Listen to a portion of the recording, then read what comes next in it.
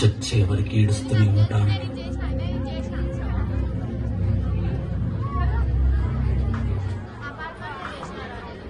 లోకం మొత్తం నాదే, అసలు నా లోపలి జీవం మొదలు అయ్యా నేడే నీకే అరుసు. నా కోపమే నీకేం తెలుసు, పేగు పేగు నాతో కలిసి నా నెత్తురి నీకి పంచి పెంచా పెంచా నాపై దుమికే ఈ రాక్షసులా. అత్యాచారం చేసి నోని ఊరి తీయాలి, వేడ పట్టి గొంతు పిసికి కాల పెట్టాలి.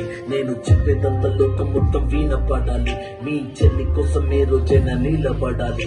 నేను పాడేది పాటని కాదు చిన్నారి మాటలే ఇవి. కన్నులు కల్లార తడి కాపాడేదెవరు మరి? అమ్మాయిల వాక్యలలోనే సంఖ్యలు బంధించి మరి రంగుల ముగ్గుల పొడి రక్తంగా మారేనే పడి. మమ్మీ నువ్వు ఇంట్లో వదిలేసి వెళితే, అంకల్ నా చెయ్యి పట్టి మీద మీద పడితే ఏమని చెప్పను నేను, ఎవరికి చెప్పను నేను. మీరే మీరే నేర్పించారు పెద్దోడు దేవుళ్ళు అని. ఎందుకు మమ్మీ పెట్టించాడు డాడీ నన్ను? అసలు వినాలనుకున్న నేను చందమామ కథలు.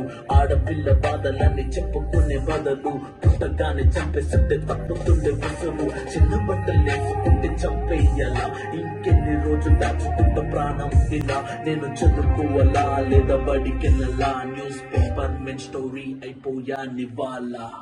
చిరునవ్వులతో కాలం గడపాల్సిన చిన్నారి మనిషి అనే రంగేసుకున్న క్రూర మృగాలకు బలైపోయింది. 8 ఏళ్ల చిన్నారిని హింసించి అత్యాచారం చేసి చంపిన ఘటన మానవత్వానికే మాయకు మధ్యలో మిగిలిపోయింది.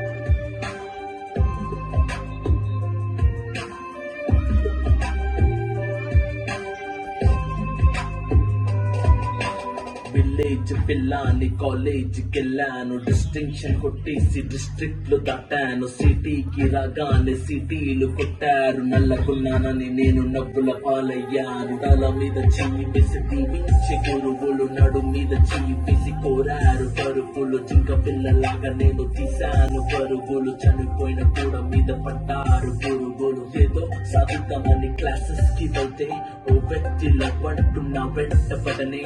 చిన్న చూపు చూసి నా చున్నీ లాగాడు, యాసిడ్ దాడుల్లో నా పేరెక్కించాడు.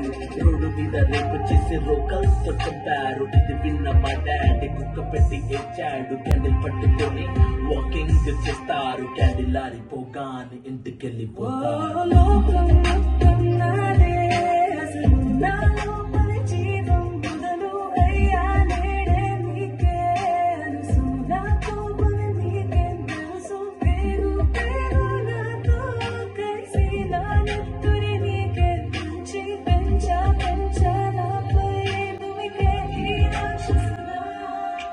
We request you to be strong, woman, stronger than all.